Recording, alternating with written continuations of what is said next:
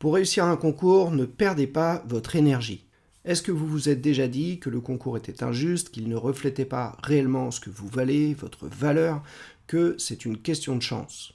Si oui, alors cette vidéo va peut-être vous déranger un petit peu, mais elle pourrait aussi changer votre façon de vous préparer à cette épreuve.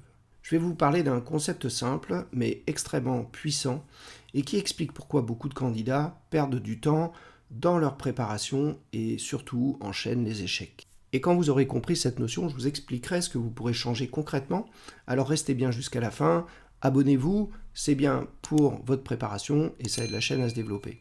Je m'appelle Pierre-Alex Nersessian, je suis formateur et coach, passionné par l'apprentissage et le coaching. Je vous accompagne vers votre liberté de choisir ce que vous voulez pour atteindre vos objectifs. Allez, c'est parti!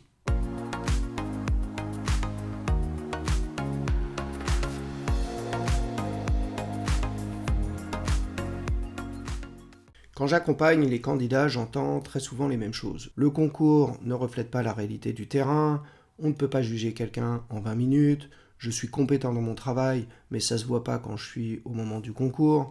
De toute façon, c'est une question de chance. Et vous savez quoi, je comprends que ces remarques puissent apparaître parce que globalement, elles sont toutes vraies, mais c'est pas parce qu'elles sont vraies qu'elles sont utiles. Ces remarques ne sont pas des analyses stratégiques, ce sont des mécanismes de défense et de protection de soi. Parce que si le concours est injuste, alors votre échec, il ne dépend pas de vous. Et pour le cerveau, eh bien, c'est beaucoup plus confortable.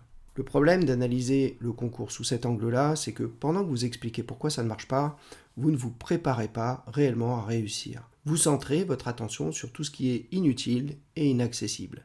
Alors comment voulez-vous réussir dans de telles conditions? C'est quasiment impossible. Je vais vous donner un exemple très concret de quelqu'un que j'ai croisé il y a quelques années. C'était un collègue qui, pendant 3 années de suite, ratait le même concours et chaque année, je l'entendais me répéter les mêmes choses.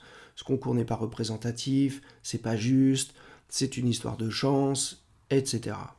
Et chaque année, je tentais de lui répondre la même chose. Tant que tu penses ça, tu ne pourras pas réussir. La 3e année où il a échoué, il est venu me voir. Il m'a dit « Pierre-Alex, je crois que j'ai compris ce que tu voulais me dire. » Et à partir de là, tout a changé pour lui.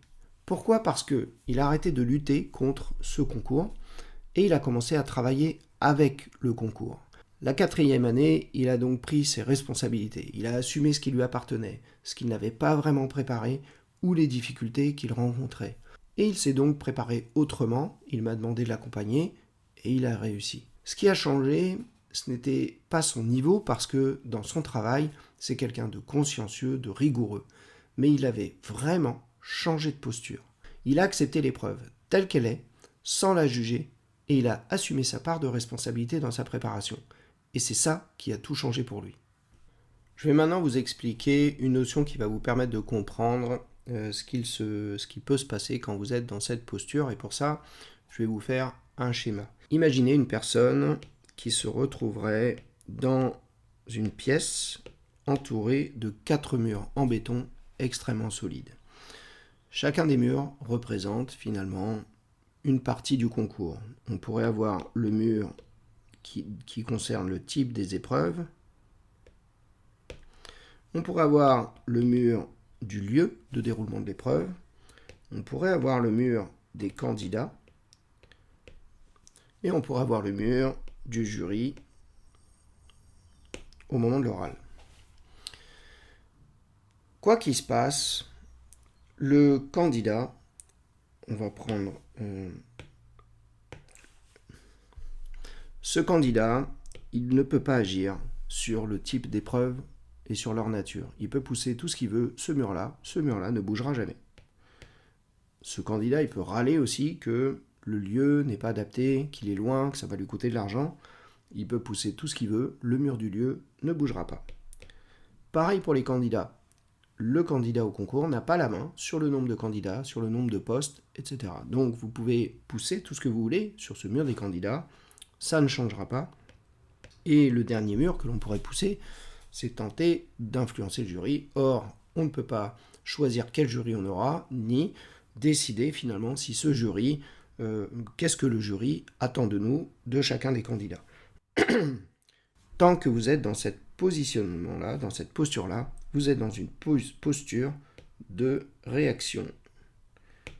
Et vous luttez contre des éléments pour lesquels vous n'avez pas la main, sur lesquels vous n'avez absolument pas le pouvoir d'agir. Je vous propose maintenant de voir les choses sous un autre angle. Imaginez maintenant que ce candidat, il ait compris qu'il ne puisse pas agir sur la nature des épreuves, sur le lieu, sur le nombre de candidats et sur le jury. Il va inverser son regard et décider de regarder ce sur quoi il peut vraiment agir.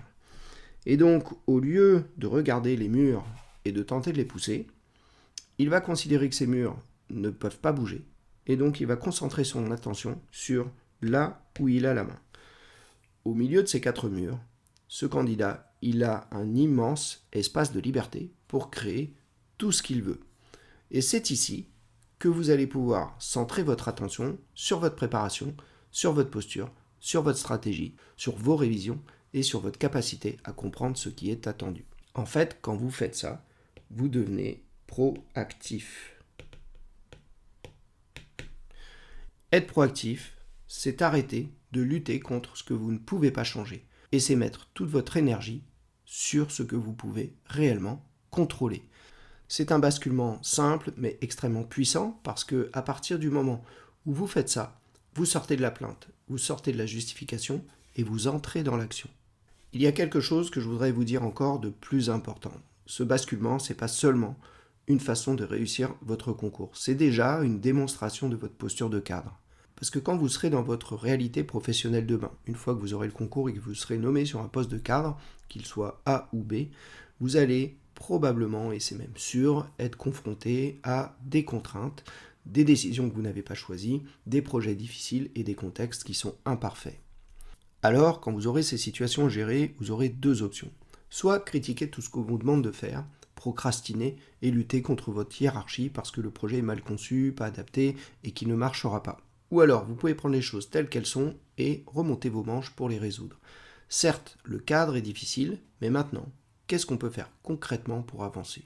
C'est ça la différence fondamentale entre un candidat qui tente d'avoir un concours et un cadre proactif qui assume ses responsabilités. Il prend les choses en main et fait en sorte de les gérer, quelles qu'elles soient et quoi qu'il se passe. Le concours, en réalité, ne fait que révéler cette capacité que vous pourrez mettre demain au profit d'une administration. Et c'est pour ça qu'en adoptant cette posture, vous augmentez vos chances de réussite. Alors concrètement, qu'est-ce que ça change pour vous ? 3 choses. La première chose, c'est que il faut arrêter de lutter contre l'épreuve. Le concours, il est tel qu'il est. Vous pouvez ne pas être d'accord, vous pouvez le trouver imparfait, vous ne pouvez pas le changer, et même si vous avez raison sur tous ces points. La seule question qui devient utile, c'est comment je deviens performant avec ces contraintes. C'est ça le vrai point de départ. La deuxième chose, elle consiste à assumer votre part de responsabilité. Tant que vous attribuez l'échec à l'extérieur, vous ne pouvez pas progresser, parce que vous ne pilotez rien. À partir du moment où vous vous dites que vous avez une part de responsabilité dans le résultat que vous obtenez, alors vous reprenez du pouvoir sur votre trajectoire. Et ça ne veut pas dire que le système il est parfait, bien au contraire, le système il est tel qu'il est. Ça veut juste dire que vous décidez et vous choisissez d'agir là où c'est vous qui avez la main. Troisième chose, changez votre manière de vous préparer. Vous ne préparez plus une épreuve, vous vous préparez à incarner une posture de cadre. Vous ne cherchez plus seulement à répondre correctement, vous cherchez à montrer votre capacité à analyser, à vous projeter et à assumer vos responsabilités. Et c'est là que tout bascule parce que vous ne passez plus un concours, vous commencez à devenir le cadre que le jury recherche. À partir du moment où vous voyez les choses comme ça et que vous arrêtez de lutter contre l'épreuve pour vraiment vous préparer à être performant dans ce cadre-là, alors vous pouvez vraiment envisager votre projet différemment. Si ce que je viens de vous partager résonne avec vous, vous pouvez aller voir dans la description ou dans les commentaires sous la vidéo l'accompagnement que je propose. On y travaille exactement ça, c'est-à-dire passer d'une posture de candidat à celle d'un cadre légitime et responsable. Vous trouverez toutes les informations dans un document de référence qui explique toute la démarche que vous pouvez entreprendre.